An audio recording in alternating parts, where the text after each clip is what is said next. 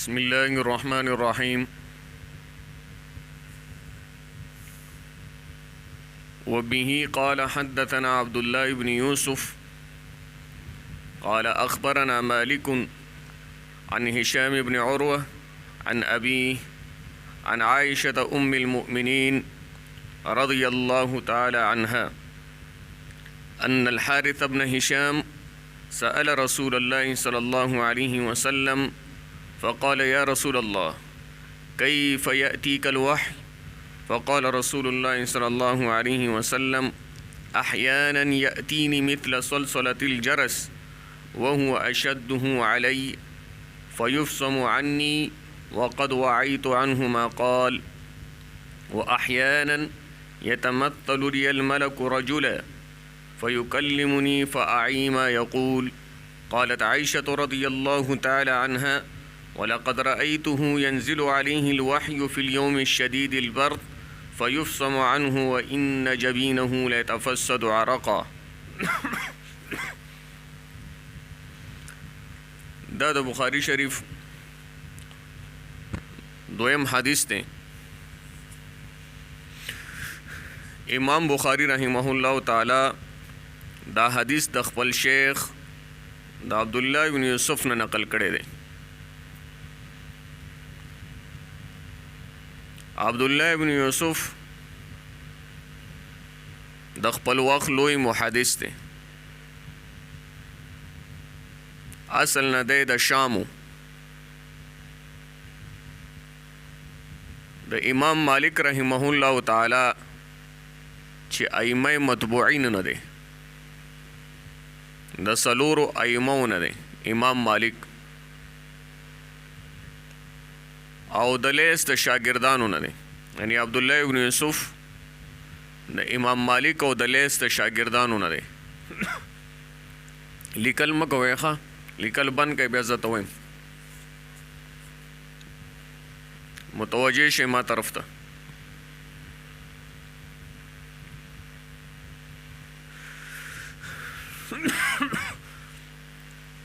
यहया बिन मुईन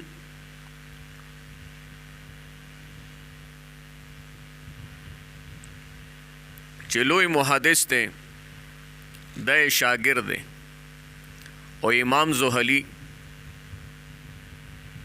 दाए हम शागिर्द हैं।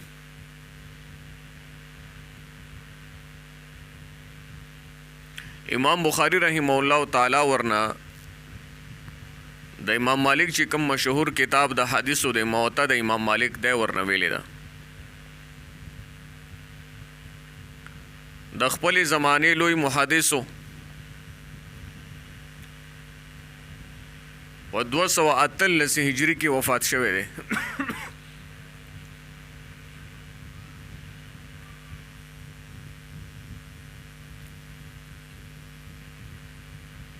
इमाम बुखारी रहिमहुल्लाह ताला फरमाई हद्दतना अब्दुल्लाह इब्न यूसुफ़ मुंग तदा हदीस बयान करे दे अब्दुल्लाह इब्न यूसुफ़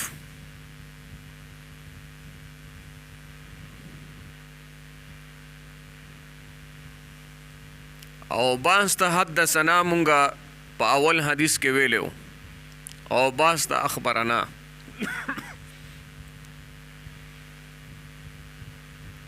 पदी हदीस के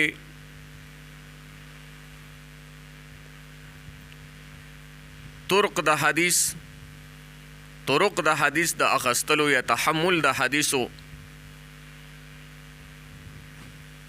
बयान शवी दी।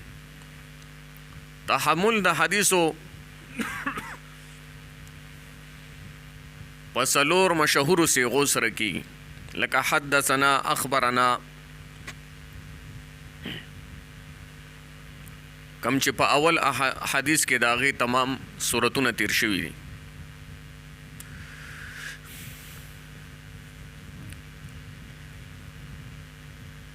और तुरुक़ द हदीस दा खस्तलो यानी द तहम्मुल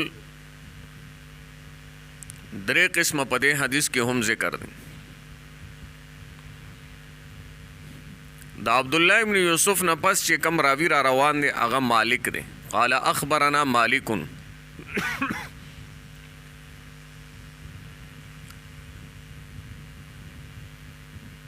دا مالک څوک دی؟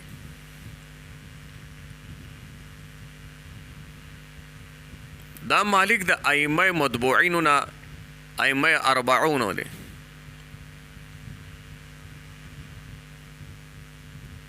مالک بن انس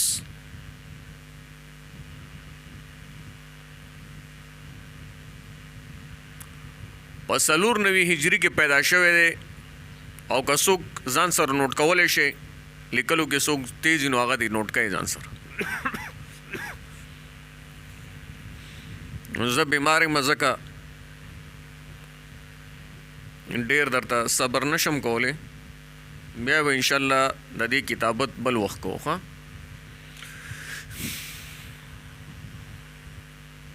او په 109 هجری یا په 108 هجری کې دا وفات شوی دی. د لویو محدثینو استاد دی. د ائمه او متبوعینو نه چې یو امام شافعي دی دا هغه استاد دی. امام شافعي رحمه الله تعالی دنه موتا ویلی ده چې کوم د امام مالک د حدیث یو مشهور کتاب دی.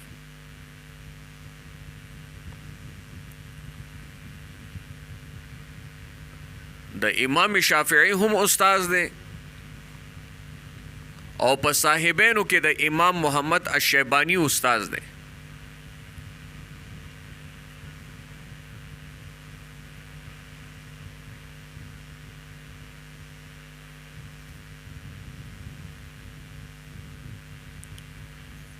د امام مالک رحمه الله تعالی حالات زندگی زمونږ دلته مقصود نه دی،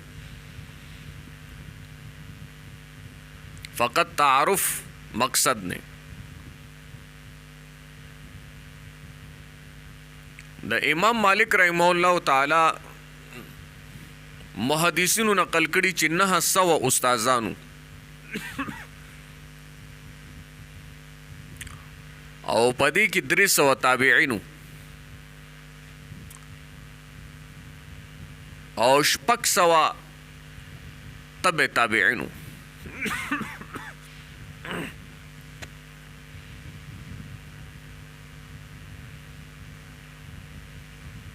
تابعی او تبع تابعی خو پیژنې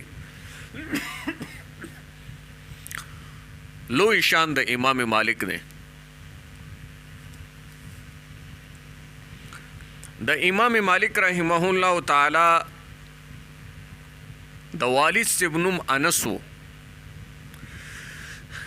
او دغه انس صاحب د مالک زوی و، یعنی امام مالک بن انس بن مالک، او بیا دا مالک د ابي عامر زوی و.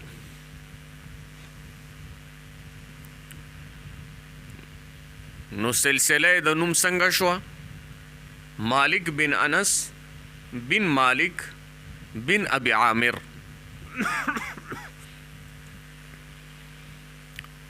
او د امام د دارالهجره هم ویلی شي.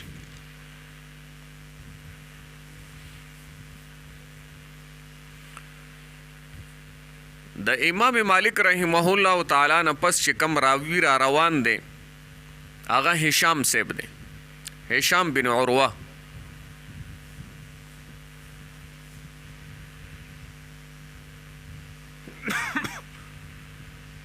او دغه هشام ابن عروه چې دی دا تابعی دی.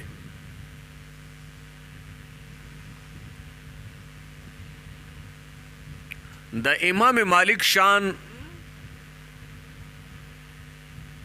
د دې حدیث نه معلومیږي چې امام مالک حدیث چا نه اخسته دی؟ هشام ابن عروه نه. او هشام ابن عروه دا د عروه بن زبیر زوی دی.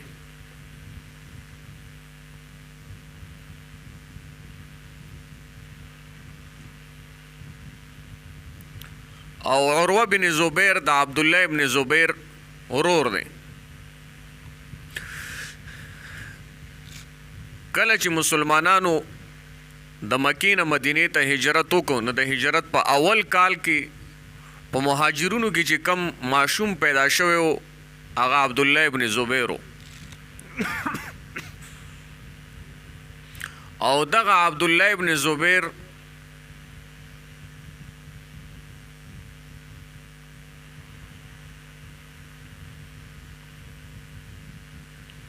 د اسما بنت ابي بکر زوی و او اسما بنت ابي بکر دا د ابو بکر صدیق رضی الله تعالی عنہ لوروا د حضرت عائشہ رضی الله تعالی عنها خوروا او د حضرت عائشہ بیبینا لس کاله مشرو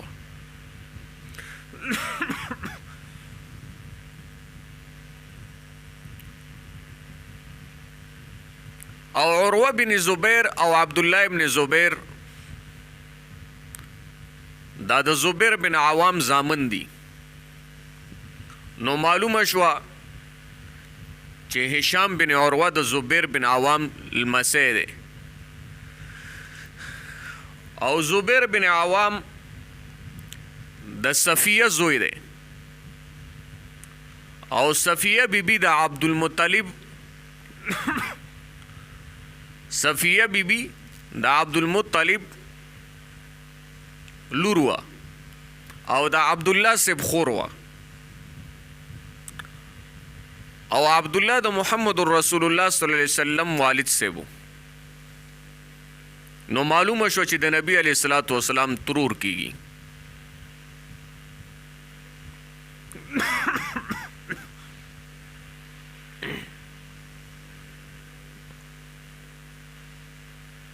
نو هشام بن عروه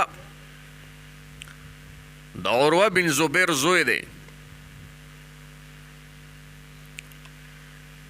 او رب العزت دې مونږ ته یو ځل بیا او تاسو ټولو ته نصیب کړي په مدینه منوره کې په ذوالحلیفه کې په میقات ذوالحلیفه کې سره یو روډ تیر شوی چې منطقه الصناعیه ورته وایي دلته د عروه بن زبیر کور اکندرات اوسم موجود دي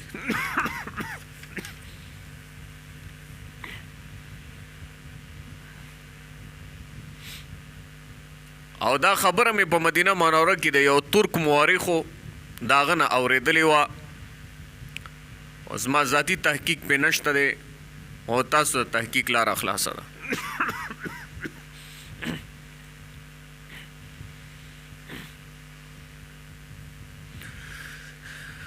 نو هشام بن عروه دا د عروه بن زبیر زوی دی او عروه بن زبیر د عبدالله ابن زبیر ورور دی او عبدالله ابن زبیر د زبیر بن عوام زوی دی نو معلومه شو چې هشام بن عروه دا لمسی د زبیر بن عوام دی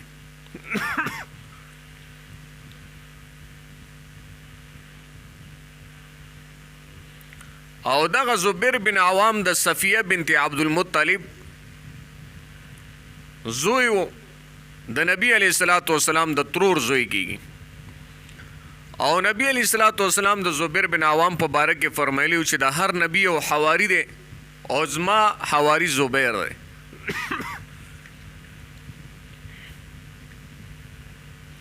د هشام ابن عروه چې کم تر دی عبدالله ابن زبیر د حجاج بن یوسف شهید کړی دی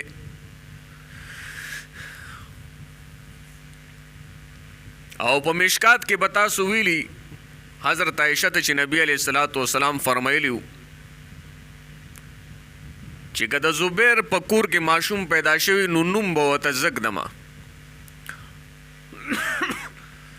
او په تفصیل کې چې بیا دا راځي چې د مور د پيو نمخ کې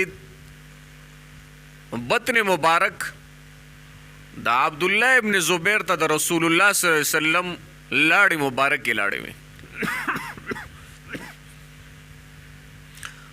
بهر حال مناقب حالات یو داسې خاندان او کورنۍ ده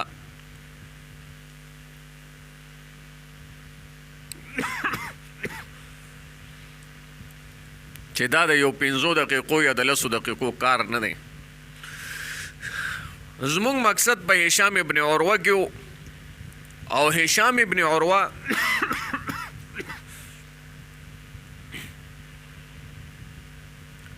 د حضرت عائشې د خوري زوی دی.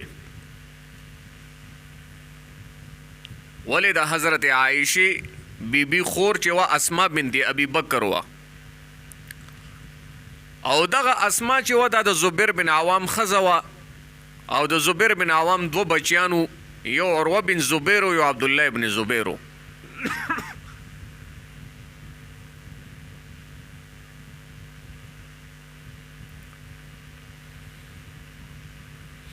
هشام ابن عروه چې دی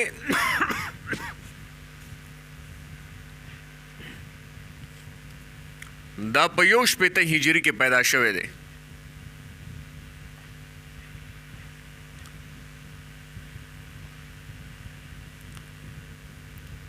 لوی عاشق رسول، متبع سنت، فرزند عمر رضی الله تعالی عنہ عبد الله ابن عمر سره ملاقات شوی او لیدلې دی.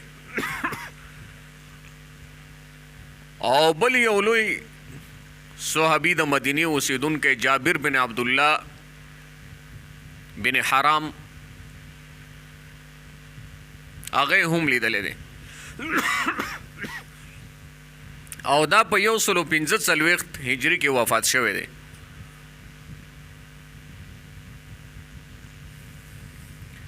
هشام بن عروه د خپل والد سے من روایت کی عن هشام ابن عروه عن ابي.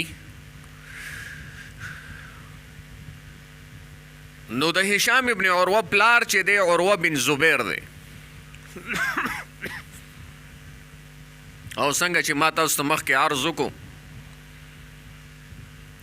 عروه بن زبیر د زبیر بن عوام زوی دی او د عبد الله ابن زبیر ورور دی. او تاسو به اوریدلی فقهای سبعه د مدینه ما تاسو ته بلکې لیکلي هم دي. د مدینه د فقهای سبعه نه دی، لوی تابعی دی، د اوچتې درجې تابع دی، کبار تابعینو نه دی. د حضرت عائشې بیبي خوریه دی،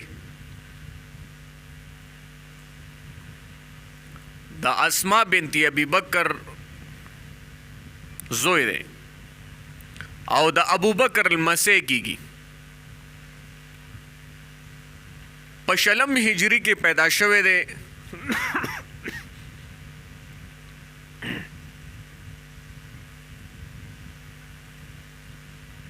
او دا زمانه د خلافت عمر رضی الله عنه وا.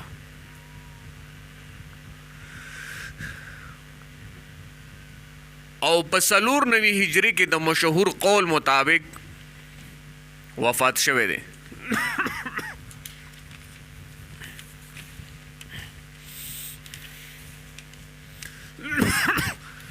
د عروه بن زبیر نه پس عروه بن زبیر د خپل ترور د عائشې بیبي نه روایت کوي عن هشام ابن عروه عن ابي عن عائشه ام المؤمنين.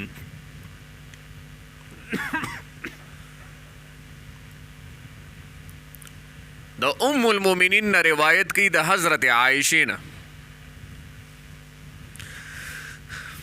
حضرت عائشہ د نبوت په 4 کال باندې پیدا شوې ده په مکه مکرمه کې. د ابو بکر صدیق لور ده، د نبی علیہ الصلوۃ والسلام رفیق حیات، د ژوند ملګری او بیبی ده. د حضرت عائشہ رضی الله تعالی عنها د مور نوم ام رومان دی. ام رومان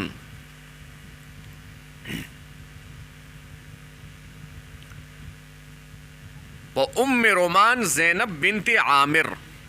ام رومان زینب بنت عامر.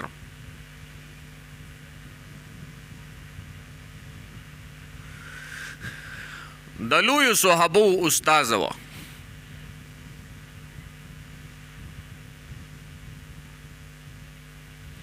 د مکثرین صحابهونه دی. ما تاسو ته په مقدمه اصول حدیث کې د صحابو 3 طبقات خودلیو: مکثرین، مقسطین او مقلین صحابه. د مکثرین صحابهونه دی الته بیا وګورئ اوس پرې دی ښه الته بیا کاپې راوړوئ چې کوم ځای کې ما تاسو ته ویلي په دې بحث ما کړی دی. مکثرین صحابهونه دی چانه چې زیات روایات نقل دي، چې ځینو 6 نقل کړي او ځینو 2 صحابه نقل کړي. په مقدمه د اصول الحدیث کې مونږ طبقات د صحابو په تفصیل سره ویلو.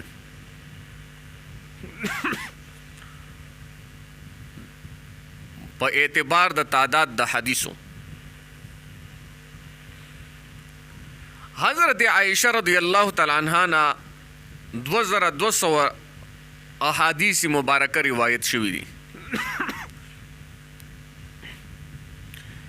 امام بخاری رحمه الله تعالی او امام مسلم رحمه الله تعالی ورنه 104 روایات نقل کړي دي،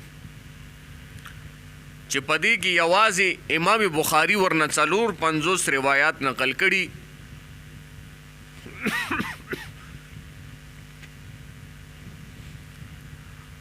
حضرت عائشہ رضی اللہ تعالی عنہا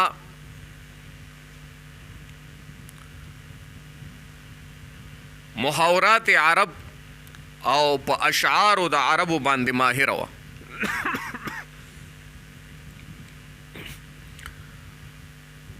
د نبی علیہ الصلوۃ والسلام په باره کې د کبیر حذلی چې کم شعر یو ورځ د نبی علیہ الصلوۃ والسلام په تندی مبارک باندې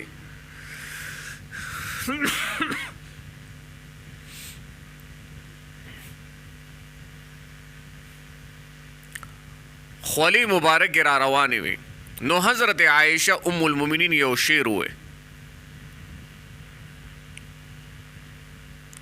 وَإِذَا نَظَرْتُ إِلَىٰ أُسْرَةِ وَجْهِهِ بَرَقَتْ كَبَرْقِ الْعَارِضِ الْمُتَهَلِّلِ. دا د کبیر حذلی شعر حضرت عائشہ ویلو د نبی علیہ الصلوۃ والسلام په باره کې.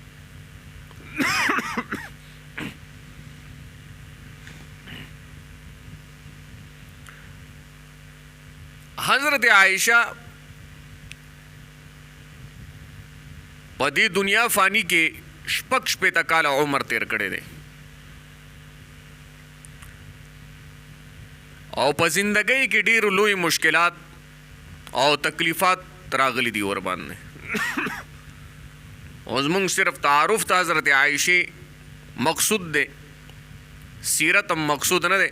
مناقب حالات به ان شاء الله په خپل ځای کې وي راضي بخا.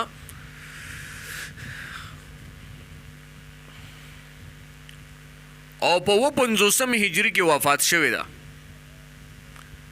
جنازه ابو هريره کړي ده، په جنت البقیع کې دفن ده. د مدینه منورې قبرستان دی.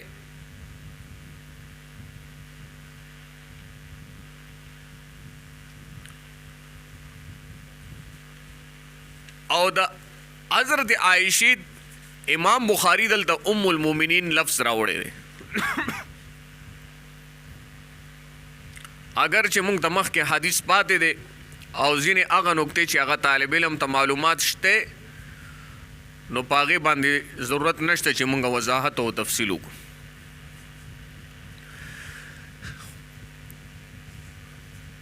خو مختصرا ام المؤمنین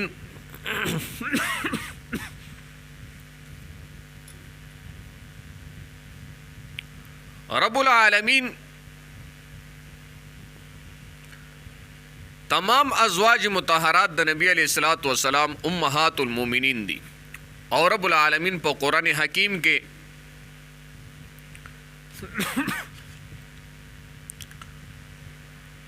د امهات المؤمنین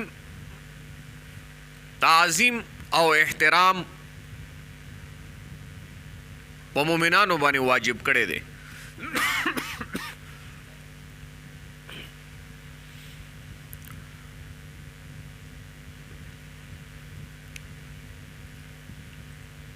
او امهات المؤمنین ورته ځکه ویلی شي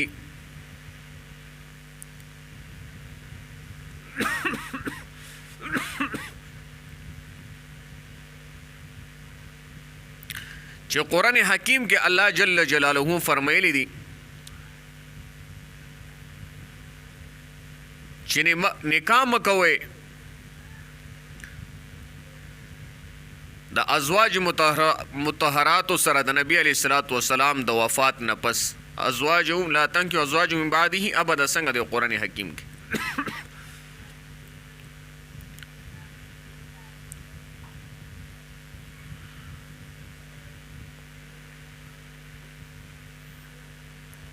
نو حرمت نکاح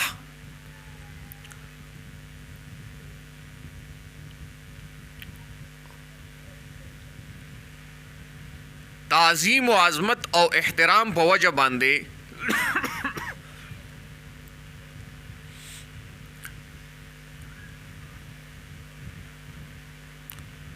میندې د مؤمنانو دي.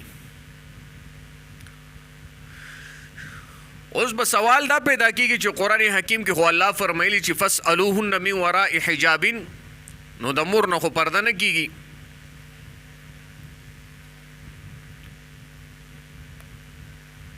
نو په پرده کې په منزله د اجنبیاتو دي او په حرمت نکاح کې او په تعظیم او په عظمت کې په منزله امهات دي.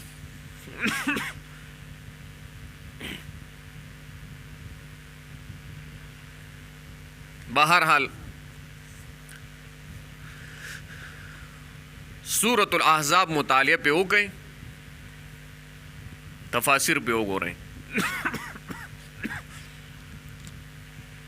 زمونږ مقصود مخکې حدیث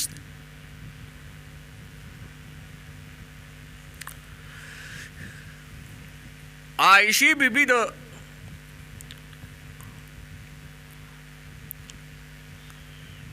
حارث بن هشام په باره کې فرمایي چې نبی علیہ الصلوۃ والسلام نے پوښتنه کړې وه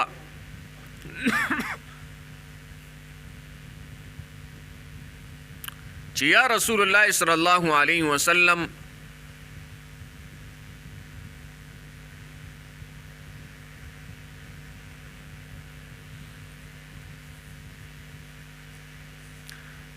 تا ته وਹੀ پس کیفیت سره راځي.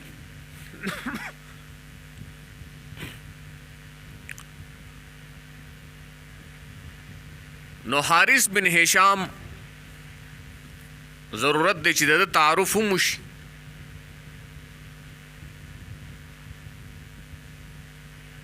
د ابو جهل ورور دی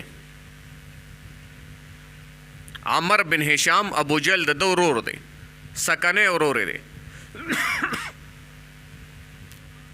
د بنو مخزوم د قبیلې نه دی چې یو شاخ د قریش و. د خالد بن ولید د تر زوی دی.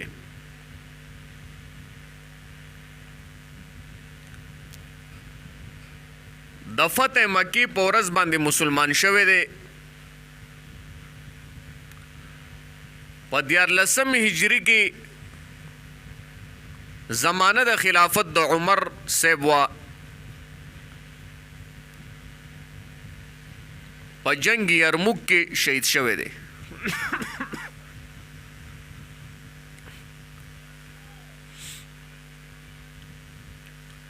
په دې حدیث کې یو اشکال دا پیدا کیږي، هغه دا دی چې ام المؤمنین خو د نبوت په 4م کال پیدا شوې ده او اوله وحی چې نبی علیہ الصلوۃ والسلام ته راتله نو حضرت عائشہ خلا پیدا شوی هم نه وه.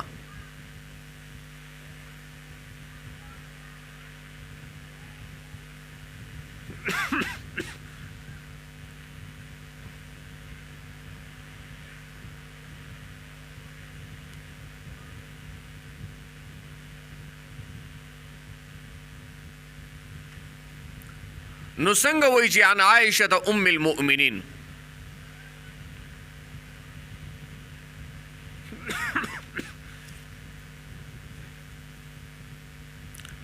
یو جواب محدثینو او علماء کرامو دا کړی دی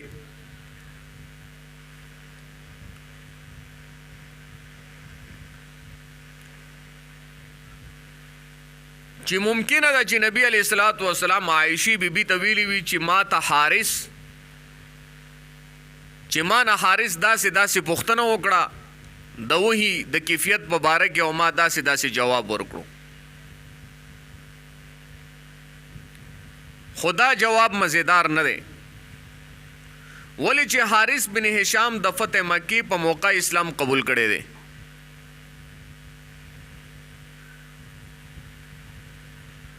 او دا پوښتنه لازم ده چې د فتح مکی نه وروسته کړی وي.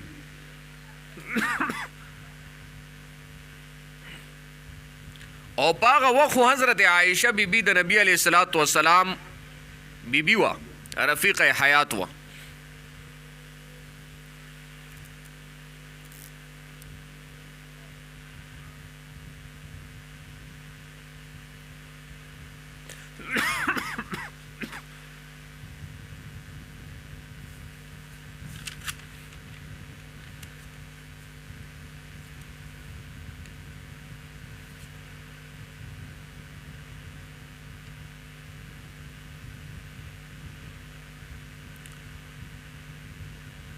نو ممکنه ده چې حضرت عائشہ رضی الله تعالی عنها دا حدیث په خپل اوریدلې چې حارث بن هشام د نبی علیہ الصلوۃ والسلام نه پوښتنه کړي او حضرت عائشہ بیبي دا حدیث په خپل اوریدلې.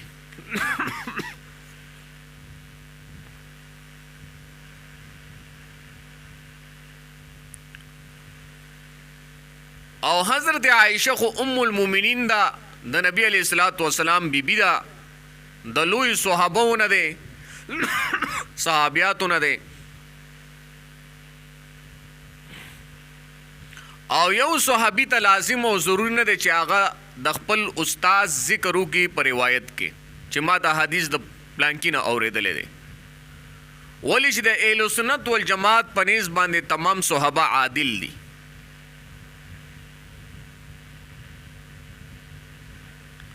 او چې کله یو صحابي د خپل استاد ذکر ونه کړي نو هغې ته مرسل د صحابي وایي. او مرسل د صحابي چې دی عند الکل حجت دی. مونږ په مقدمه د اصول الحدیث کې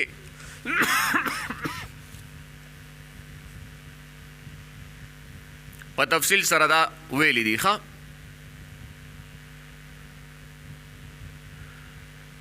نو خلاصه دا چې په دې حدیث کې د دوو صورتونو زیات احتمال لري. یو دا چې کله حارث بن هشام د نبی علیہ الصلوۃ والسلام نه پوښتنه کوله، حضرت عائشه موجوده وه، سوال او جواب په خپل اورېدلې، نو په دې صورت کې دا مرسل سوال او جواب په خپل اورېدلې، نو په دې صورت کې دا مرسل نه دی بلکې مسانید د عائشې نه دی. صحیح شو؟ یو خبره خدا. دویم احتمال دا چې دا روایت حضرت عائشہ د حارث بن هشام نه اورېدلی دی او یا د بل صحابي نه اورېدلی دی. حارث بن هشام حضرت عائشہ ته دا قصه کړې دی چې ما د نبی علیہ الصلوۃ والسلام نه د کیفیت د وحي په باره کې پوښتنه وکړه او نبی علیہ الصلوۃ والسلام داسې جواب راکړو. او یا ممکن ده چې حضرت عائشہ بیبي دا د بل صحابي نه اورېدلی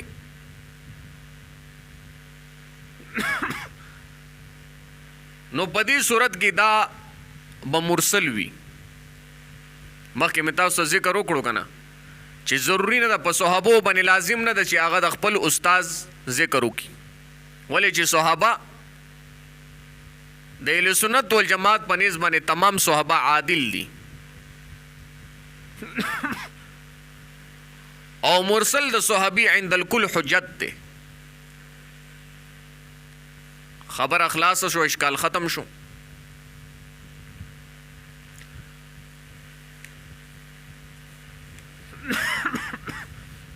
اوس د دینه مخکې چې د دې حدیث وضاحت او پدې کې څه اشکالات او سوالات دي هغه واضح کو، هغه ته جواب وایو.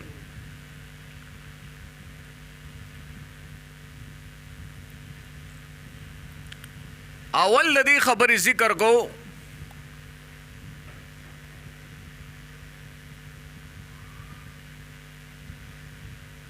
چې په انبیاو کې ټول زیاته وਹੀ نبی علیہ الصلوۃ والسلام ته شوی دا، چاته لزل شوی دا آدم یا نوح علیہ الصلوۃ والسلام یا زین ابراہیم علیہ الصلوۃ والسلام د دې انبیاو په باره کې دي چاته لزل شوی، چاته 50 ځل وਹੀ شوی دا.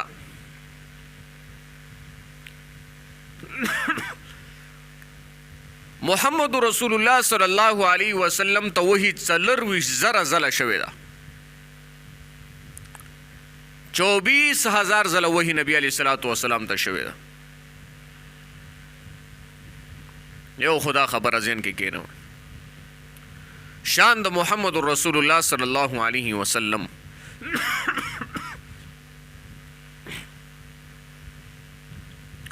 دویم د دې حدیث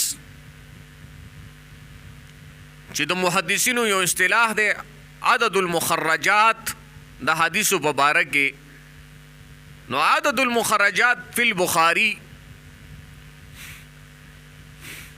دا حدیث امام بخاری په خپل صحیح کې 100 ځل راوړی دی، نو دا حدیث امام بخاری په بخاری شریف کې 2 ځل راوړی دی.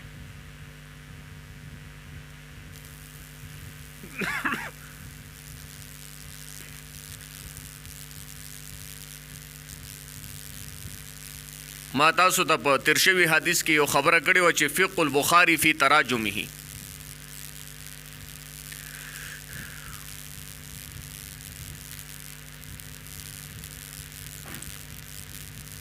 د امام بخاری فقاهت د ترجمه الباب نه معلومیږي، د امام بخاری شان د علم د ترجمه الباب نه معلومیږي، او د ترجمه الباب تشریح او وضاحت د امام بخاری په علماء امت باندې قرض دی. او موږ دا هم ویلو چې لازم ده چې موږ د هر حدیث کوشش وکړو چې ترجمه الباب سره مناسبت پیدا کو.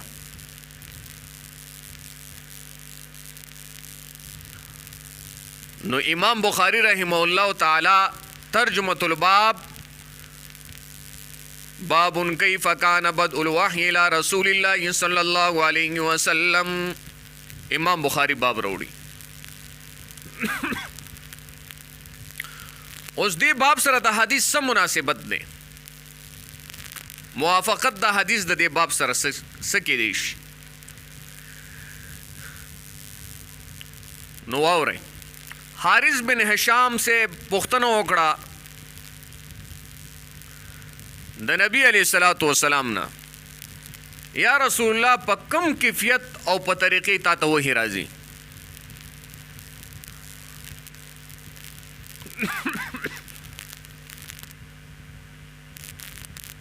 دا جمله ذهن کې کینه وای، کیف یاتیک الوحی، کیف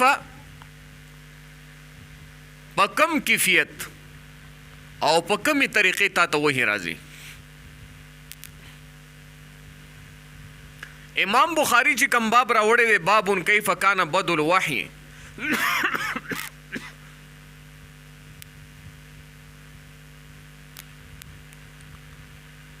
نو پاغي کی ابتدا د کیفیت د وਹੀ دی یا ابتدا د وਹੀ،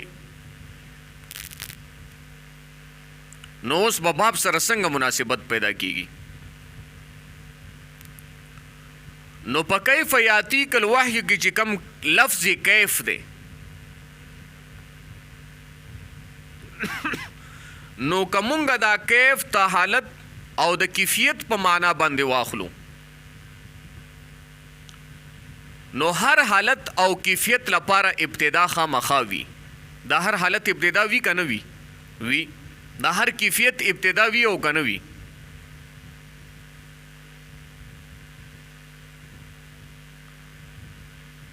نو معنا دا شو په کوم کیفیت تا ته وحی شوی وه.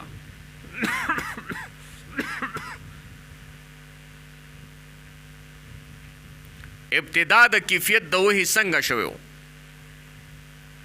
ٹھیک شو؟ لہذا د ترجمه الباب سره د حدیث موافقت راغی. یا چې پرون کم په حدیث کې مونږه په تفصیل سره باس کړی و چې د کیف نه مراد اظهار د عظمت د وحی دی. نو چې اظهار د عظمت د وحی شو نو هم ترجمه الباب سره موافقت راغی. نو په دې دواړو صورتونو کې ترجمه الباب سره مناسبت راځي.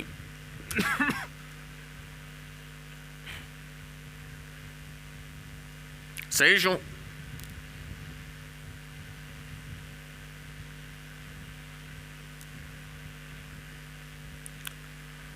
اوس د حارث بن هشام متعلق یو سوال پیدا کیږي چې حارث بن هشام دا سوال ولې کړو؟ آیا حارث بن هشام ته په دې وحی کې شک د شک په بنیاد باندې سوال کړو کنه بل څه وجه وه؟ او دویم سوال دا پیدا کیږي چې دا وحی خو د الله د اسرارو نه یو سر دی، یو راز دی. نو د دې متعلق سوال جایز دی؟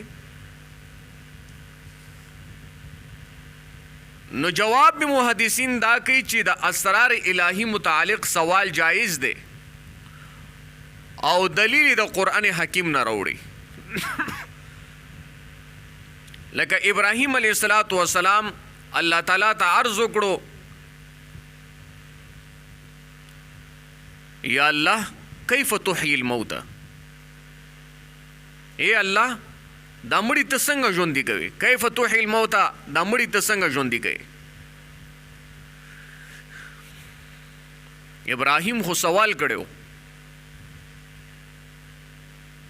مړی ژوندي کول خو صفات د باری تعالی نه یو صفت دی، د اسرار الہی نه دی. نو چې سوال د ابراهیم جایز شو په باره د ژوندي کولو د مړی کې،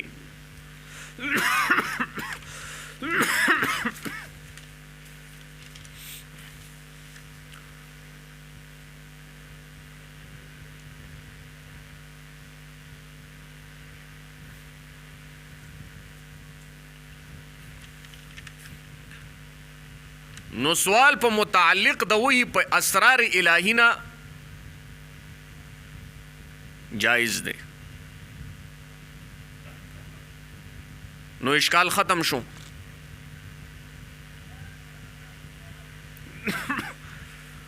دویم سوال چې کم پیدا کېدو هغه دا و چې حارث بن هشام دا سوال د شک په بنیاد کړو. جواب دا دی چې حارث بن هشام ته د نزول وحی په متعلق مکمل یقینو.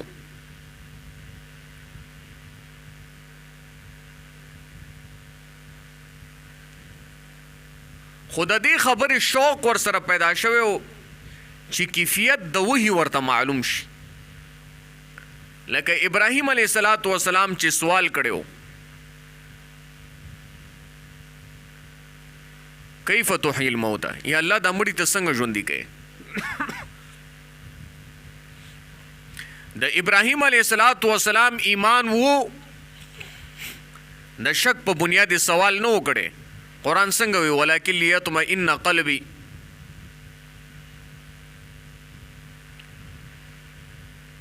نو سوال د حارث بن هشام د شک په بنیاد نه دی،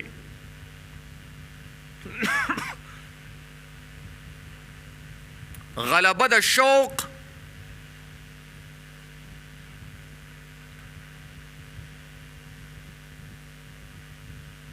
چې معلوم کړي کیفیت د وحی.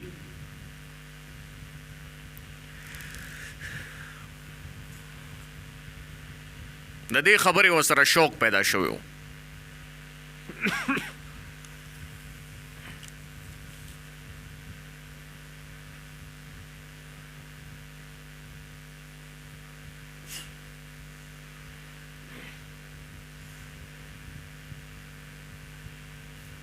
صحیح شو.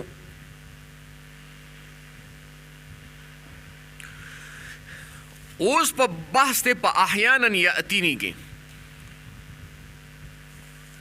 نبی علیہ الصلوۃ والسلام ورته فرمایي احیانا یاتینی مثل سلسله الجرس، کله کله راځي ما ته وایي په شان د اواز د شرنګانی. شرنګانی خو پیژنې ګونګرو. اوس په دې کې بحث دی. نبی علیہ الصلوۃ والسلام فرمایي احیانا کله کله یاتینی مثل سلسله الجرس، کله کله راځي ما ته وایي په شان د اواز د شرنګانی یا د ګونګرو. اوس په دې ځای کې ډېر سوالونه پیدا کېږي.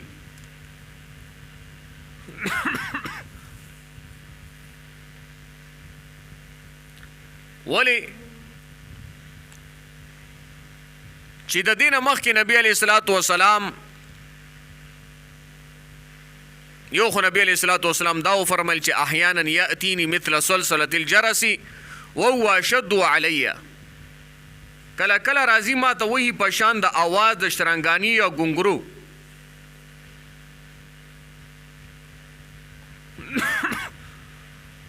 او دا په ما باندې ډېر سخت دی، دا کیفیت او دا حالت په ما باندې ډېر سخت دی. فیفصم عني، او کله چې دا حالت ختم شي وقد وعیت عنه ما قال، هغه څه چې په زما په قلب باندې القا شوي دا الله له طرف نازل شوي نو هغه ما یاد کړي، حفظ کړي مې. او نبی علیہ الصلوۃ والسلام مخکې ورته فرمایي واحیانا یتمثل لی الملک رجلا، او کله کله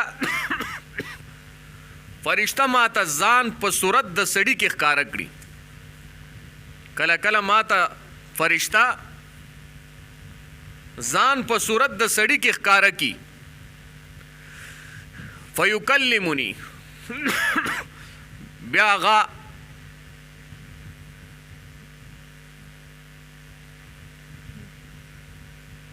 په ما باندې کلام د الهی نازل کی، ما سره خبرې او کلام وکي. فاعی ما یقول، او هغه څه چې هغه کلام کړي او نازل کړي په ما باندې هغه ما تحفظ.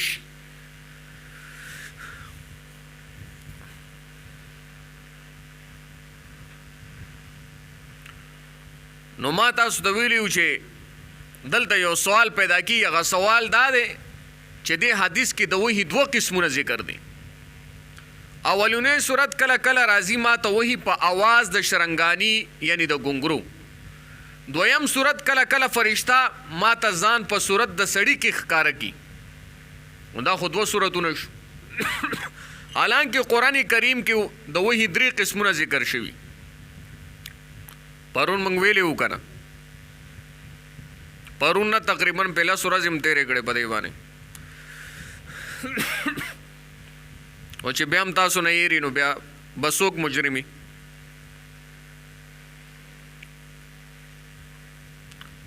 د سورۃ الشعراء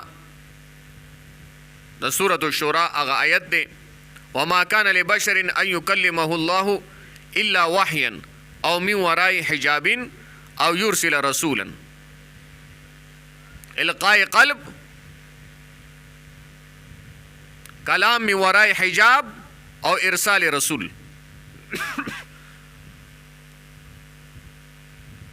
نو سوال دا دی چې په قران حکیم کې درې قسمه وحی بیان شوی دا او سورتونه د هغه محدثینو شپږ لیکلي دي یا ولي کلی دي، او دلته خو په حدیث کې دوه قسمه ذکر ده. نو جواب دا دی چې اقسام د وحی خو ډیر دي، خو دلته ځکه دوه ذکر شوي چې دا په اعتبار د کثرت الوقوع، په اعتبار د کثرت الوقوع یا اغلب الاحوال سره. یاد کې دا دوه ټکی. دلته په اعتبار د کثرت الوقوع یا اغلب الاحوال سره نو اقسام د وی خو ډیر دی، خو دلته په اعتبار د اغلب او اکثر ذکر شوی دی، اکثر الوقوع او اغلب الاحوال.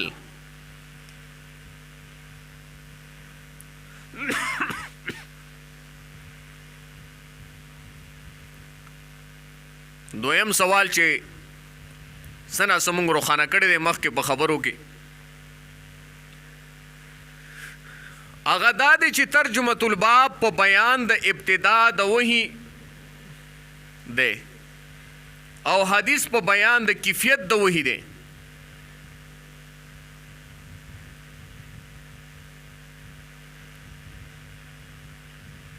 نو مخکې ما تاسو ته ویل چې د هر حالت او کیفیت ابتدا وي. سوال سره چې ترجمه الباب په بیان د ابتدا د وحی دی او حدیث په بیان د کیفیت د وحی دی، نو ما خو تاسو ته مخکې دا خبر روښانه کړه چې د هر حالت او کیفیت یو ابتدا وي. اشکال ختم شو. او دویم جواب هم ما الته تاسو ته ویلو چې مقصد د حدیث بیان د عظمت د وحی دی وهو اشده علی. نبی علیہ الصلوۃ والسلام څه فرمای؟ وهو اشده علی. شدت د وحی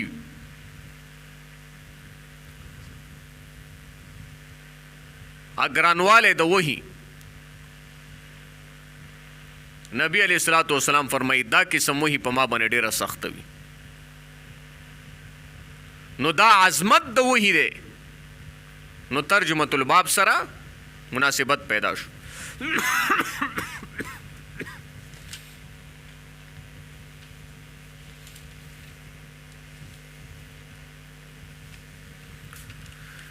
دریم سوال دلته دا پیدا کیږي چې حدیث کې راځي چې هغه ډلې سره فرشتي ملګرتیا په سفر کې نه کوي په کومه کې چې شرنګانی وي، یعنی په کومه ډلې کې چې شرنګانې یا ګونګرو وي چې شرنګ شرنګ شرنګ داسې आवाज وباسي. ځکه چې دا د شرنګانی आवाज چې دی دا د شیطانی आवाजونو نه یو आवाज دی. نو په دې حدیث کې تشبیه د یو مضموم شی په وحی الهی سره شوی دا. نو دا ولی شوی دا؟ د یو مضموم شی د یو قبیح شی چې نبی علیہ الصلوۃ والسلام هغې ته شیطانی आवाज ویلې دی.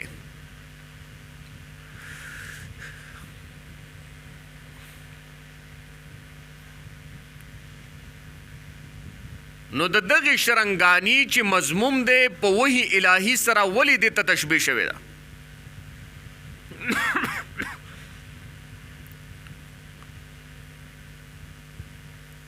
په بل عبارت چې یو سړی وایي چې د مضموم شي تشبیه په محمود سره، نو جواب دا دی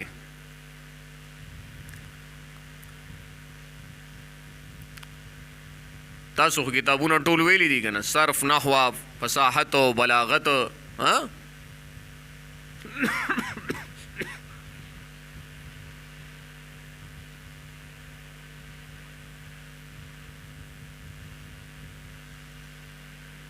نو ځکه دیزی ترا رسیدلی کنه فن حدیث ته چې کینه، علم حدیث ته چې کینه نو فنون باندې بسړې پوهیږي کنه.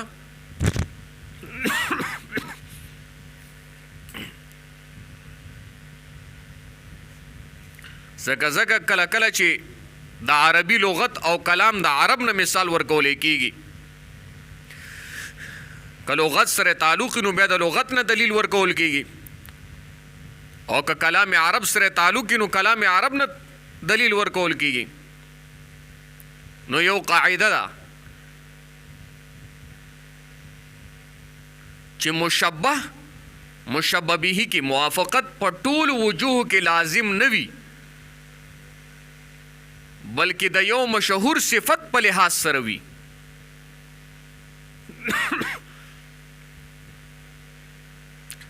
نو جرس په معنا د ظهور د आवाज او په आवाज کې تسلسل لې لکه شرنګ شرنګ شرنګ شرنګ.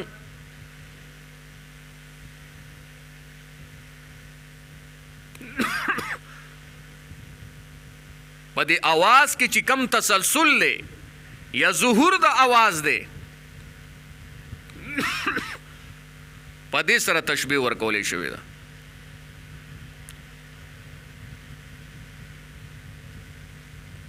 تسلسل د आवाज شرنګ پسې چې کم شرنګ راځي شرنګ شرنګ شرنګ داسې خاص आवाज ورنه مراد نه دی لکه شرنګ شرنګ.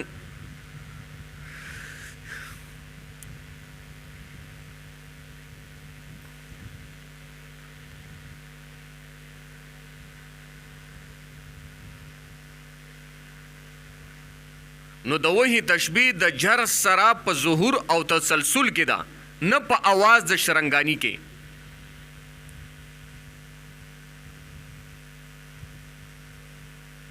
یعنی د وحی تشبیه आवाज چې کم د شرنګ شرنګو دې سره تشبیه نه ورکولې شي په आवाज کې په تسلسل د आवाज کې تشبیه ورکولې شوی ده.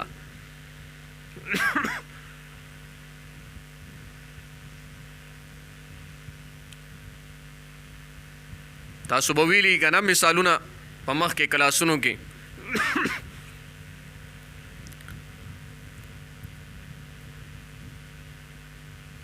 عربي لغت ماهر نه کلام د عرب ماهر نه. اوس خو به تاسو بخاري وای به وای چې عالمان شو پګړې په سر کې عالم شي بس بیا به خلک وای مولوي صاحب ها بیا به خلک وای فلانکې عالم شو فلانکې عالم شو.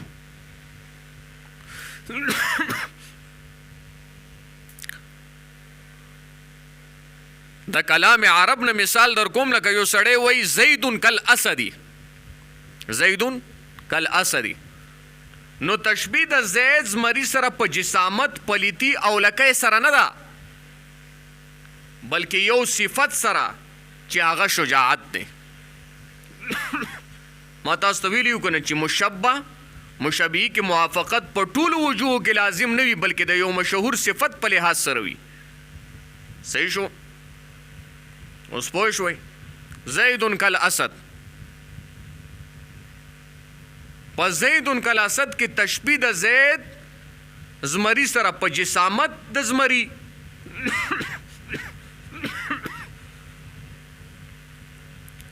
پلیتی لکه سره نه ده بلکې یو صفت سره چې هغه څه شي شجاعت دی. ٹھیک شو؟ تاسو به ان شاء الله مخکې په بخاری شریف کې وای تاسو ته به حدیث راځي په فضائل د مدینه کې نبی علیہ الصلوۃ والسلام فرمایي چې کله د قیامت قرب قیامت شي ایمان بدا سے راټول شي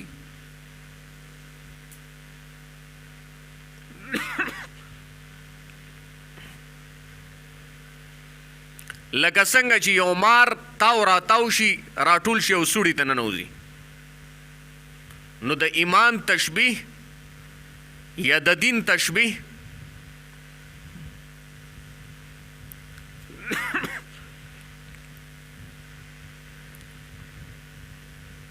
دین بدا سے راټول شي ایمان بدا سے راټول شي لکه څنګه چې یو مار خپل سوړي ته راټول شي او ننوځي.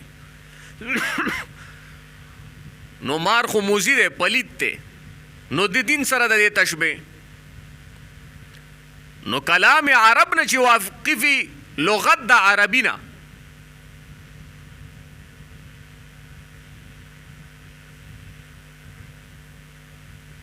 نو بیا به موافقت په ټول وجوه کې لازم نه ګڼي بلکې یو مشهور صفت به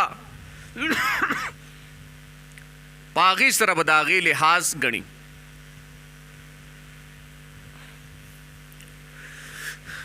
اوس جناب والا مخکې بحث ته په سلسله الجرس کې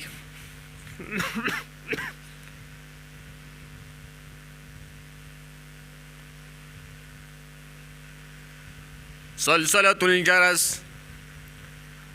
سلسله هغه اواز ته ویلی شي چې اوسپنه په اوسپنې ووهلی شي اوسپنه په اوسپنې راکاږلی شي کله چې اوسپنه په اوسپنې راکاږي د هغې نه چې کوم اواز راوځي هغې ته سلسله وایي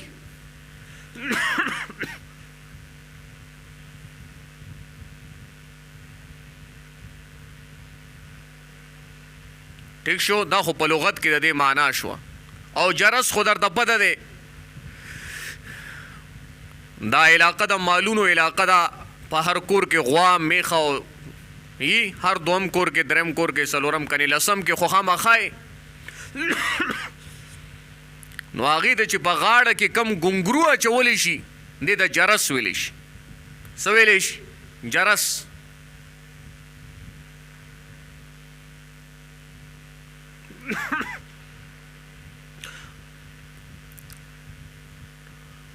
نو په لغت کې سلسله هغه اواز ته ویلی شي چې اوسپنه په اوسپنې راکاږلی شي یا اوسپنه په اوسپنې ووهلی شي او د هغې نه چې کوم اواز راوخیږي هغې ته سلسله وایي اوس په دې سلسله الجرس کې د محدثینو په منځ کې لوی بحث دی او په دې کې شپږ یا اووه اقوال دي پرون ما تاسو ته ویل انشاءالله چې سبا به مې په هغې خبره کوم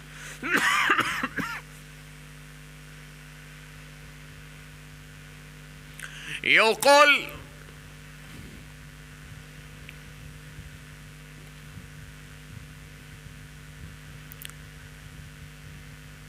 د شیخ العرب والعجم سید حسین احمد مدنی رحمه الله تعالی دی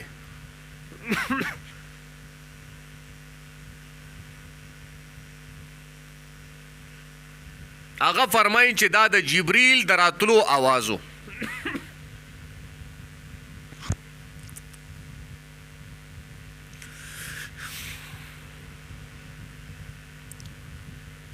تاسو ته ما ذکر کړی و که نه په حدیثو کې تا وی تا دا خبره ویلې ده که نه چې دا جبریل 600 وزرې وي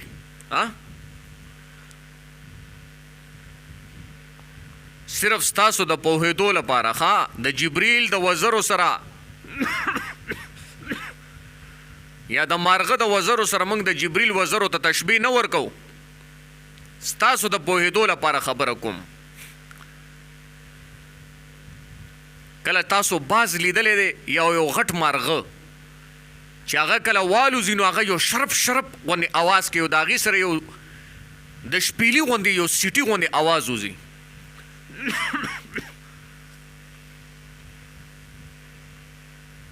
کنې چا سره چې په کور کې چرګي څه ورته وایي کولنګی چرګ څوک کورنی چرګ وایي یو خو نن سبا دا فارمي چرګان راوته دا خو ډېر بېغیرته دي چې څوک یې وخوري نو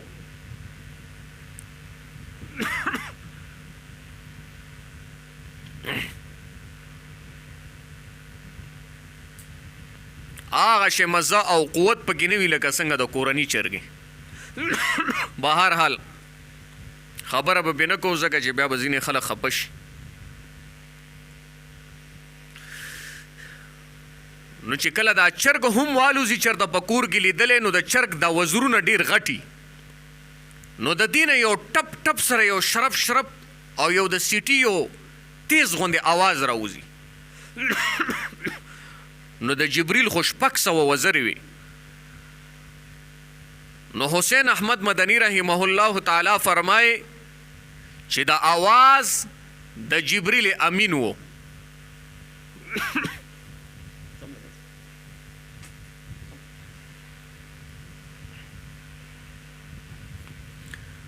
او ځینې وایي چې د اواز کلام نفسي د الله جل جلاله او د هغوی دلیل دا دی په حدیث کې به انشاءالله تاسو ته مخ ته راځي و چې زه صفات راوړم نو بیا ډېر وخت لګي ښه حدیث کې راځي چې اذا تکلم الله بالوحی سمع اهل السماء شیئا. کله چې الله جل جلاله کلامو کی په وحی سره نو اهل سما یو کیفیت اوري، یو شی اوري.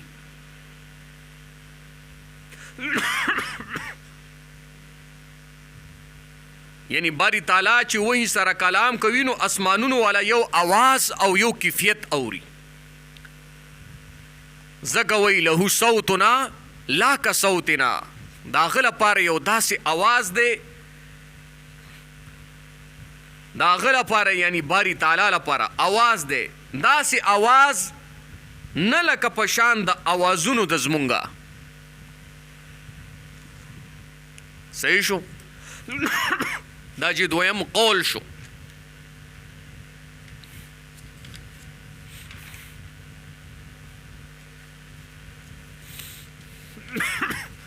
او دریم قول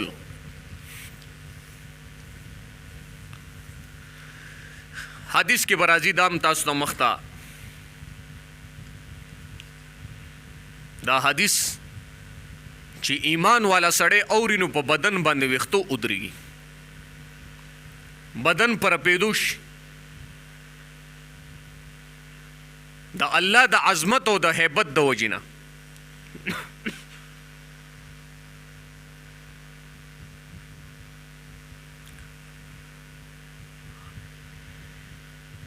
کله چې الله تعالی فرشتو ته یو خبره کوي نو فرشتي د عاجزۍ او د خوف نه پر پیدوشي.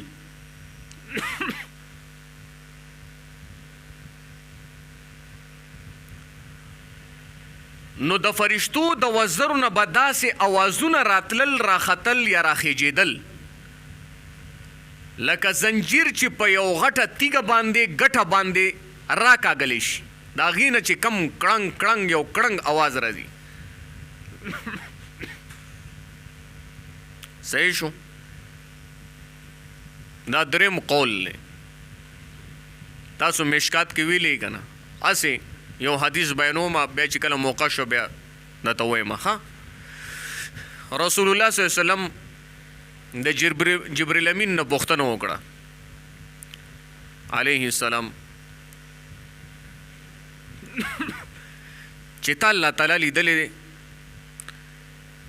جبریل پر پیدو شو، یو کیفیت پې تاری شو د الله د یری او د هیبت او د عظمت د وجې نه. سوال د پیغمبر دی او کچری وحی الهی شي، کلام د الله شي، بیا بس کیفیت تاری په فرشتو باندې.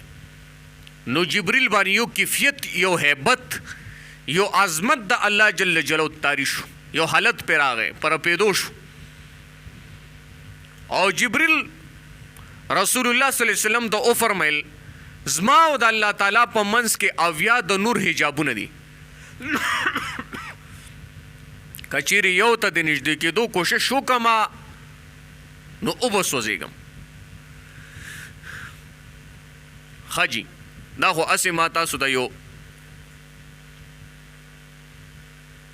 حدیث بیان.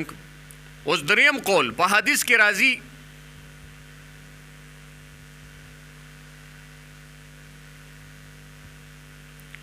اذا قضى الله الامر في السماء ضربت الملائكة باجنحتها خضعانا لقوله كأنه سلسلة على صفوان.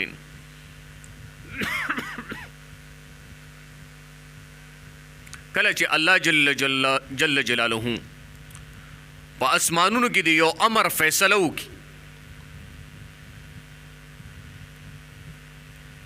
نو فرشتې خپلې وزر داسې ټپول وهل شروع کړي د الله د خوف، د عظمت، د عاجزۍ نه، هیبت د باری تعالی پې تاری شي. هیبت د باری تعالی د څه وجې نه؟ لقوله، د رب تعالی چې کم کلام یې هغه کلام دومره په دوی باندې هیبت او خوف او عاجزي تاری کی چې دوی خپل وزرې ټپول شروع کی، یو شرف شرف आवाज دا غي نه وشدي او هغه څنګه لکه کأنه سلسلة علی صفوان، لکه په یو ګډ باندې په یو تیږه باندې زنجیر راکاږي او د هغې نه یو کړنګ کړنګ کړنګ اواز اوچتېږي. فرشتې د خوف د خوف نه خپلې وزرې ټپوي. هیبت باری تعالی د الله د عظمت په هغوی باندې یو کیفیت تاری کی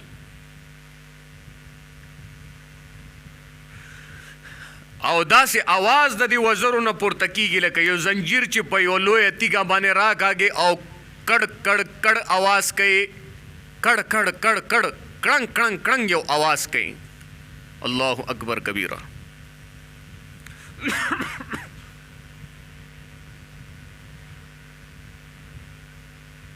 او ځینې وایي چې دا اواز د محابهي دی. وګورئ دا ستاسو امتحان دی چې محابهي څه ته وایي. ښه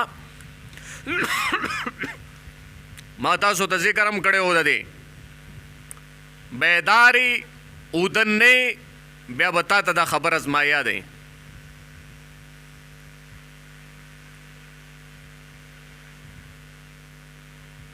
او پنځم قول د علماو محدثینو دا دی چې ځینو دا ویلي چې جبرئیل علیه السلام سره د وحی د حفاظت لپاره د فرشتو یوه ډله راتله. دا آواز د هغوی د وزرو په توجه باندې کېنه. دا څه معمولي سبق نه دی. ښه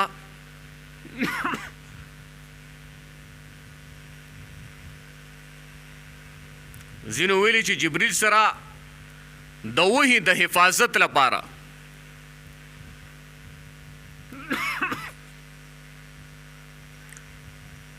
د فرشتو یوه ډله راتله. دا آواز د هغوی د وزرو. ګوره ستاسو د پوهېدو لپاره مثال ورکوم. مخکې مې مثال ورکړی و. دا نه چې موږ د زناورو او د مرغانو وزرو تشبیه موږ د فرشتو سره ورکو. الله دې داسې نه کړي. ستاسو د پوهېدو لپاره زه مثال ورکوم. چرته به تاسو سیل کتلی، سیل ورته وایي، د مرغو سیل. یو ځای کې ناست یو چې کله داسې والوځي یو شرف شرف اواز وکړي. صحیح شو؟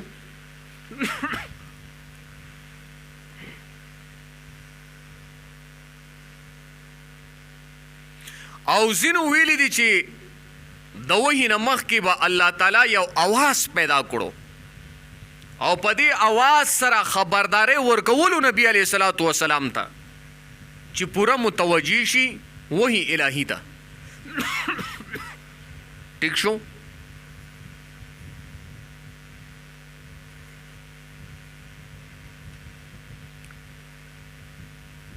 نو دا شپږ شو. او یو قول د شاه ولی الله محدث دلوي رحمه الله تعالی دی.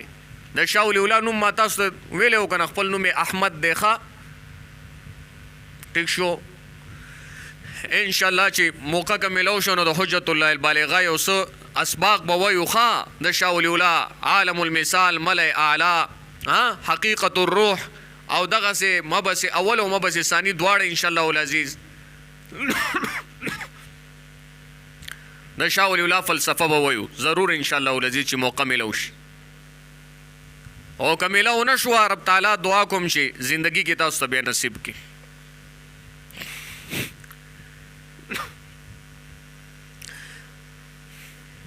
حضرت شاه صاحب رحمه الله تعالی فرمای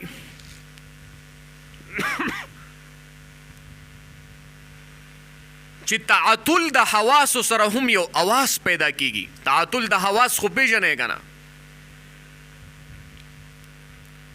څه مطلب؟ مطلب دا چې کله به وحی راتله نو نبی علیه الصلاة والسلام به د دنیا نه کټ شو. تعطل د حواسو به وشو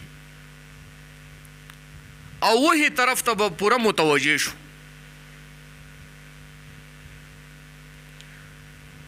تعطل به د حواسو وشو او وحی طرف ته به مکمل پوره متوجه شو. نو د دغه تعطل د حواسو نه به چې کوم اواز پیدا کېدو دا به په شان د هغې اوازو. ټیک شو؟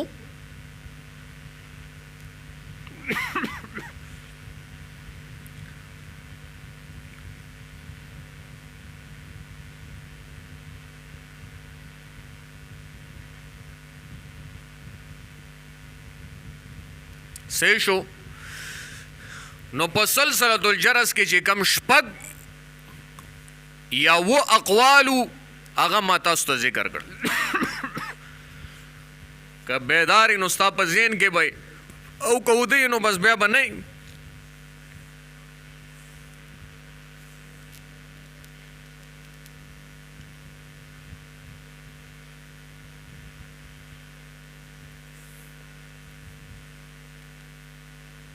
او اوس مخکې ځو وهو اشده علی. نبی علیہ الصلوۃ والسلام په دې کې کیفیت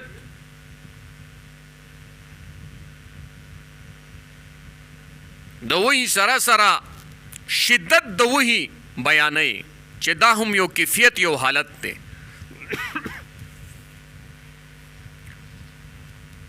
فرشتے به برای راست کلام الہی نازلولو په قلب اطهر د نبی علیہ الصلوۃ والسلام باندې نو زکه به شدتو.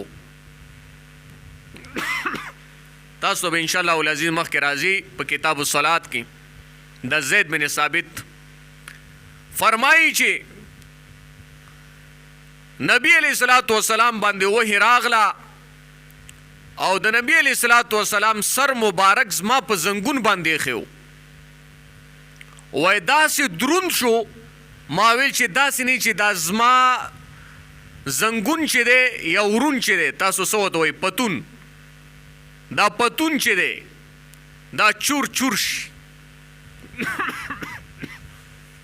وای ما ته د دې یره پیدا شوه چې زما دا پتون یا دا ورون د شدت دی وجنه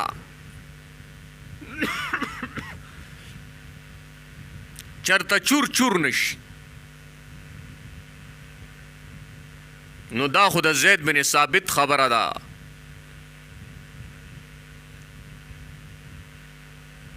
چې یو صحابي دا خبره کوي. اوس شدت به نبی علیہ الصلوۃ والسلام باندې کیفیت د نبی به څه حالتي. نو د فرشتي برای راست کلام د باری تعالی نازلولو په قلب اطهر د نبی علیہ الصلوۃ والسلام نو زکه به شدتو. ٹھیک شو.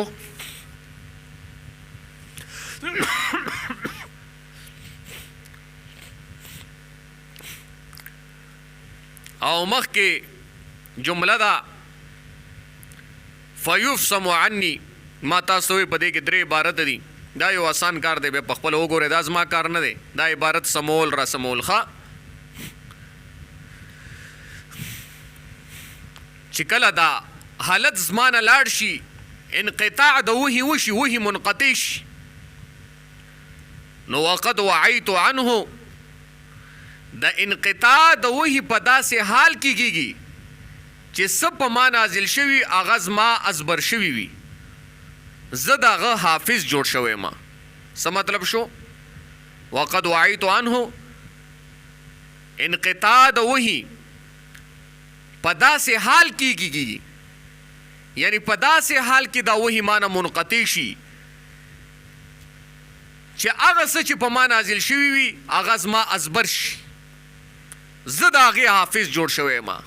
هغه ما زبانی یاد کړي. الله هغه زما په سینه کې ایښي. ٹھیک شو.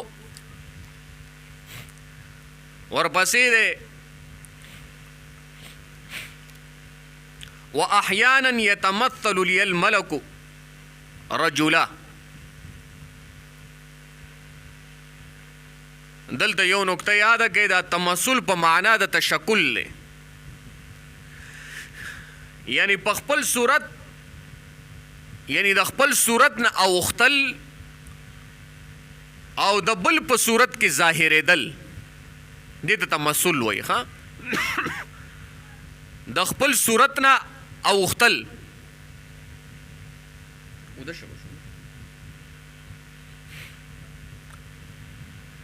او د بل په صورت کې ظاهرېدل دې ته څه وایي تمثل یا تشکل وایي.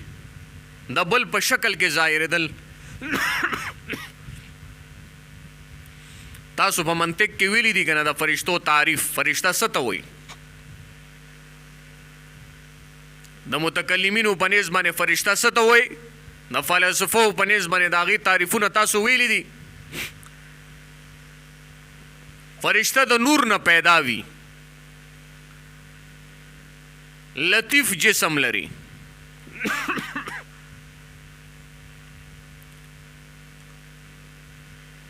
فرشتي د نور نه پیدا دي د لطیف او اجسام مالک دي ډېر باریک او ډېر لطیف جسم لري او په دې ورته الله قدرت ورکړي چې خپل صورت نه په بل صورت کې ظاهر شي په دې ورته الله تعالی قدرت ورکړي دی چې د خپل صورت نه په بل کې ظاهر شي صحیح شو نو نبی علیہ الصلوۃ والسلام فرمایي چې کله کله ما ته فرشتہ ځان څنګه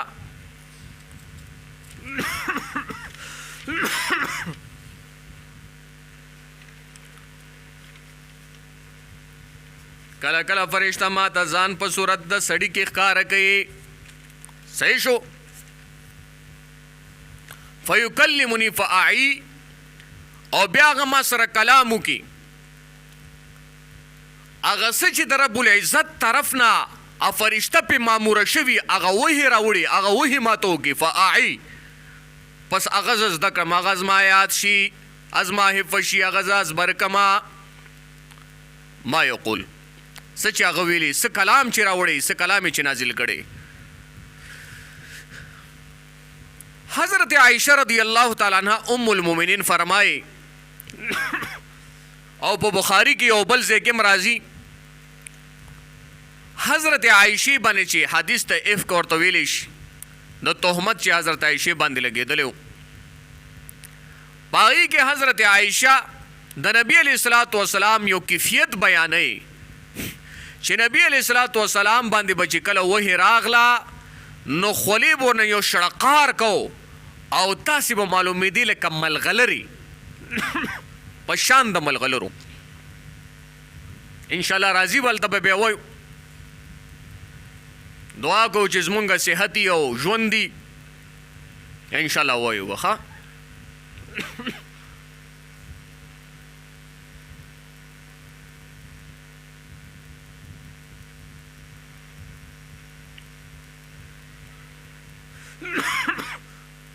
اوسه خو انسان غریبی خراب کی اوسه انسان صحت خراب کی چې صحت دې ټیک نه فرصت د سره نه او غربت دي شي نو بس بیا مطالعه هم سړی خراب شي الله دې په ټولو مسلمانانو رحم وکړي په خصوصا علماء کرامو چې د حدیث او د قرآن خدمت کوي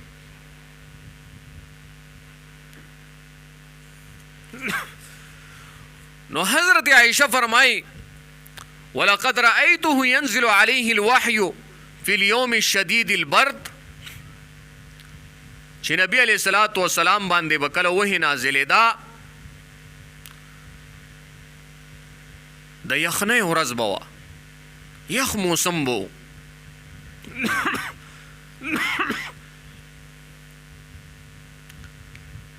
کله به چې دا حالت فیفصم عنه نبی علیہ الصلوۃ والسلام نه انقطاع د وحی وشوه او دا حالت به د نبی علیہ الصلوۃ والسلام نه لاړو نو وان جبینه لیتفصد عرقا په نبی علیہ الصلوۃ والسلام باندې به یو خوله راغله په دې تندي مبارک باندې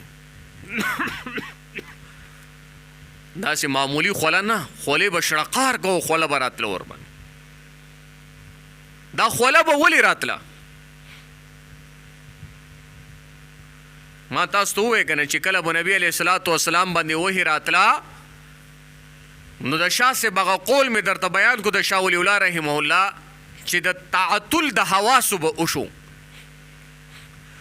او قلب د نبی علیہ الصلوۃ والسلام به پوره متوجه شو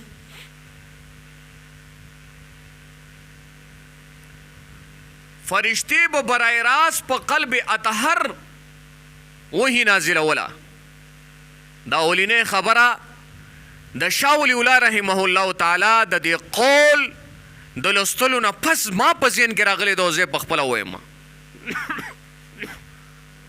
او دا دویمه خبره چې فرشتې به برای راست په قلب اطهر د نبی علیه الصلاة والسلام وحی نازلوله، نو شدت د وحی د وجې نه به خوله راغله، تعطل د حواسو به وشو.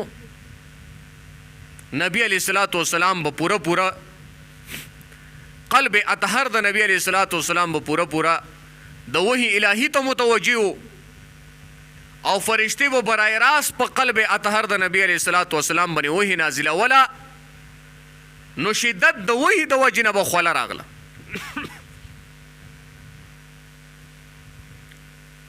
تاسو به لیدلی که نه کله چې یو سړی ډېر مشقت کار وکړي نو په هغه باندې یو خوله راشي. ټیک شو؟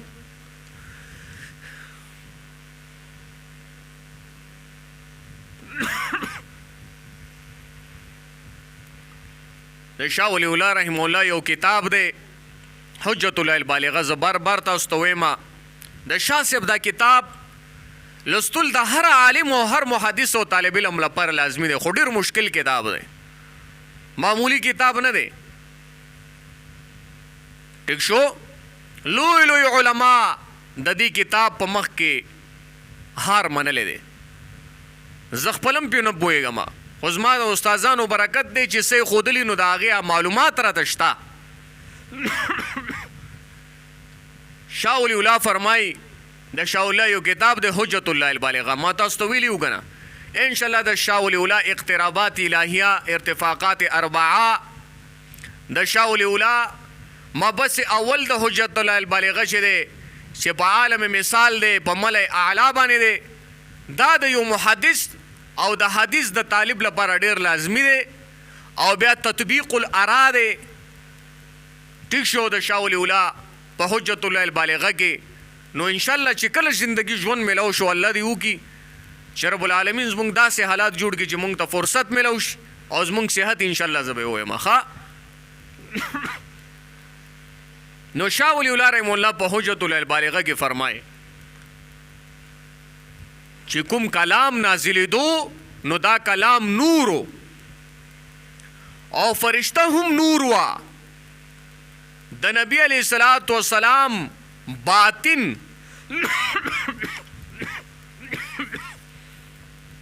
هم نورو، باطن د نبی علیه الصلاة والسلام هم د نور نه ډکو. نو درې نوره جمع شول، شدت پیدا شو، حرارت پیدا شو او خوله راغله. ٹھیک شو؟ دا و ښکلې خبره ده شاه ولی الله رحمه الله تعالی. زه ګورم په کتاب الصلات کې راواړوئ تاسو کتاب الصلات اولینی حدیث دی. کتاب الصلات راواړوئ اولینی حدیث دی. اسې زما په ذهن کې یو حدیث اوس راغی، مخکې مې چېرته سوچ کې نه دی راغلی، خو اوس برکت د دې حدیثو ستاسو د اخلاص دی.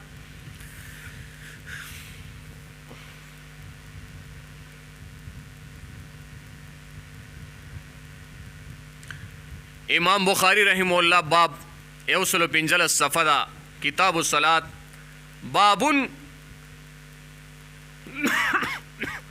باب دے امام بخاری کیف فرضت الصلاة فی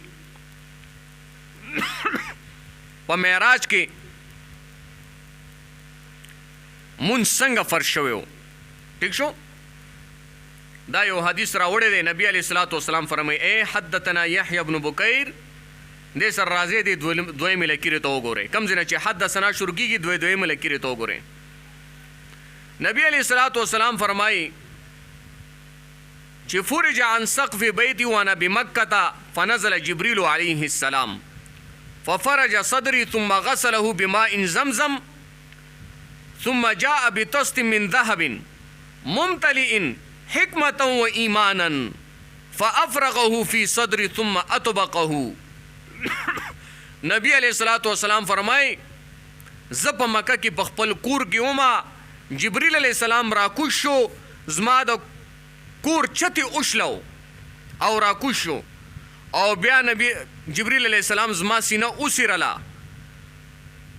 او د زمزم په اوبو سره ووینځله او بیا یو لګن راوړو، یو تشتې راوړو، یو تالې راوړو. تاسو ته تال وایي، موږ لګن وایو. یو تالې راوړو او دا تال د سرو زرو. زما ته خو پکار ده چې زه په خپلې افغاني ژبه کې خبرې وکړم، خو اصول دا دي چې د خلکو په لهجه کې خبره وشي چې هغوی په خبره باندې پوه شي. نو ثم جاء بطست من ذهب، یو لګن راوړلی شو د سونې د سرو زرو، بیا دا راوړو چې ډکو د حکمت او د ایمان نه. فافرغه فی صدری، بیا دا زما په سینه کې واړو، د حکمت او ایمان نه کم چې ډک لګنو دا زما په سینه کې واړو. ثم اطبقه، نو څنګه به باطن د نبی علیه الصلاۃ والسلام معمور د نور نه نه، څنګه به باطن د نبی علیه الصلاۃ والسلام چې وحی د نبوت پہ نازلیږي، کلام الہی پہ نازلیږي. نو کلام نور، فرشتہ نور، باطن د نبی علیہ الصلوۃ والسلام معمور د نور نه. نو درې واړه جمع شو، شدت پیدا شو، حرارت پیدا شو او خوله راغله. ٹھیک شو؟ اوس دلته سوال دا پیدا کیږي، الله اکبر کبیره، دلته و سوال یو بل پیدا کی. ٹھیک شو؟ تاسو وګورئ دلته یو حدیث ته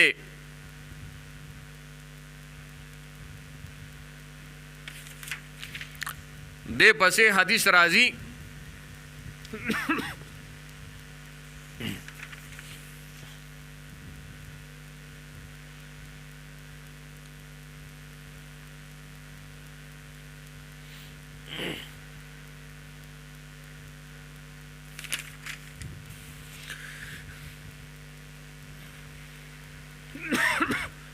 تاسو وګورئ په حدیث غار کې دی پسې چې کوم دا دریم حدیث راځي، ها د لاندې لکیرې نه چې کوم ځای کې عبارت ختمیږي، حدیث ختمیږي، هلته دویمې لکیرې ته وګورئ یا درېمې ته وګورئ. فرجع بها رسول الله صلی الله علیه وسلم يرجف فؤاده فدخل على خدیجة بنت خویلد. نبی علیہ الصلوۃ والسلام باندې چې کله وحی راغله نو نبی علیہ الصلوۃ والسلام په قلب کې یو استرابی کیفیت پیدا شو او نبی علیہ الصلوۃ والسلام حضرت خدیجه تراغه کور تراغه. فقال زملونی زملونی، نبی علیہ الصلوۃ والسلام او فرمایل ما په کمبل کې راون غاړې، ما باندې کمبل واچوي، ما باندې کمبل واچوي، په کمبل کې مې پټ کړي.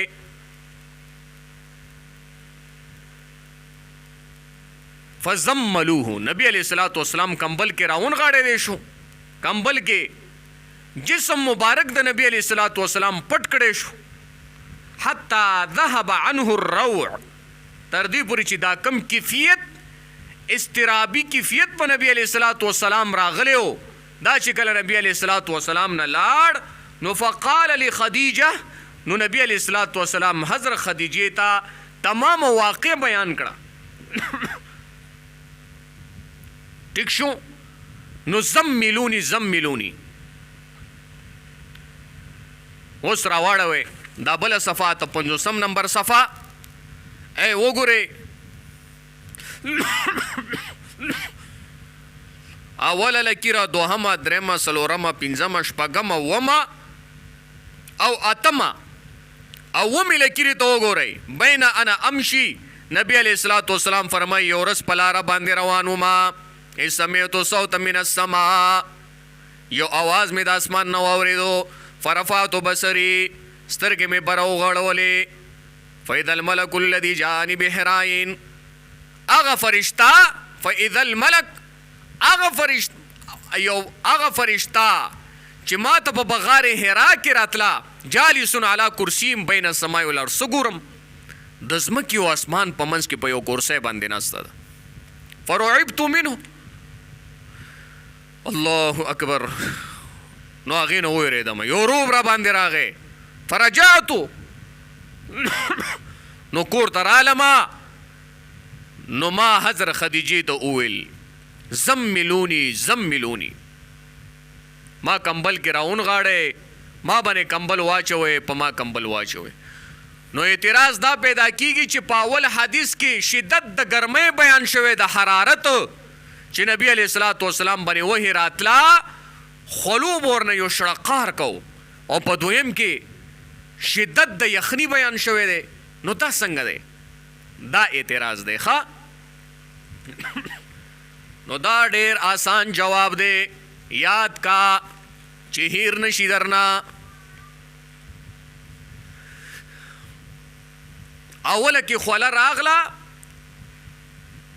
چې وحی ختم شوه، تعطل د حواسو ختم شو، نو په جسم کې برودت پیدا شو، یخنی پیدا شوه. ٹھیک شو؟